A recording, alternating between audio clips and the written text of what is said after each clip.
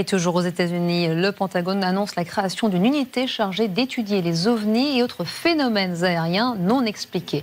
Elle sera confiée à l'US Navy. Au mois d'avril, le gouvernement américain avait déjà déclassifié 3 vidéos qui montraient notamment un ovni volant à grande vitesse au large de la côte californienne.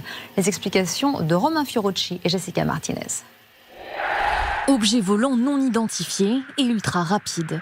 2015 au large de San Diego, États-Unis, 2 pilotes de ligne de l'US Navy ont besoin de plusieurs secondes et plusieurs tentatives pour bloquer dans leur mire 7 cibles particulièrement véloces.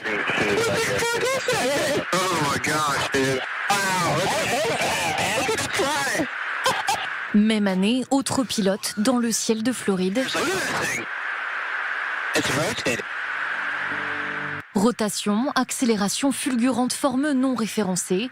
Des vidéos rendues publiques en avril dernier par le Pentagone, qui étudie depuis des années ces phénomènes aériens non identifiés. Régulièrement aperçus aux abords de ses bases militaires, le ministère de la Défense américain vient d'ouvrir une cellule d'étude officielle de ces phénomènes inexpliqués. Enfin, pas pour tout le monde.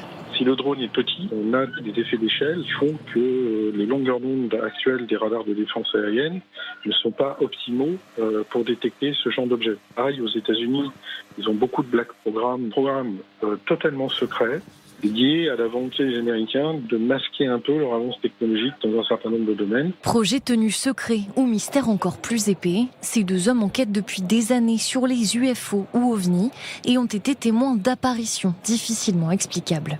Je suis dans une cité universitaire, donc suite à divers témoignages, qui s'arrête pile à 50 cm devant moi alors qu'il arrivait à une vitesse énorme et il fait un virage à angle droit. Et sur l'instant, envie de vomir, on vomit.